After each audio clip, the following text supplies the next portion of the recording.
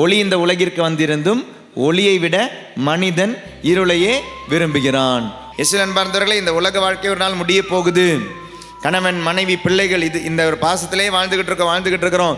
ஒரு நாள் இவங்களெல்லாம் விட்டுட்டு போகணும்.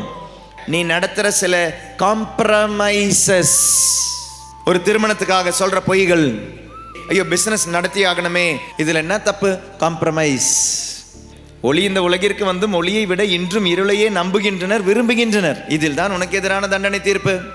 நீ காம்ப்ரமைஸ் பண்ணது என்கிட்ட இல்லை, நீ காம்ப்ரமைஸ் பண்ணது பிசாசுக்கிட்ட. அவனுக்கு பதில் என்ன? ஒருத்தர் உனக்காக இறந்துட்டாரு, ஆனால் அந்த இறப்பிலிருந்து கிடைக்க வேண்டிய அந்த ஆசீர்வாதம் வேண்டான்னு சொல்லிட்டு நம்ம அதுக்கு ஆப்போசிட்டான வழியே போயிட்டு இருக்கிறோம். அப்படின்னா எப்படி அந்த ஆசீர்வாதம் கிடைக்கும்? நீ அந்த ஒரு நிமிஷம் செஞ்ச அந்த தப்புக்கான தண்டனை நான் அனுபவிச்சிட்டேன். நீ என்ன செய்யணும்? நீ என்னை தயவு செய்து மேலே பாரு, அந்த சிலுவையை பாரு, அதில் நான் உனக்காக தண்டனை தீர்ப்பை அனுபவிச்சேன்னு இல்லையா, அதை நம்பு.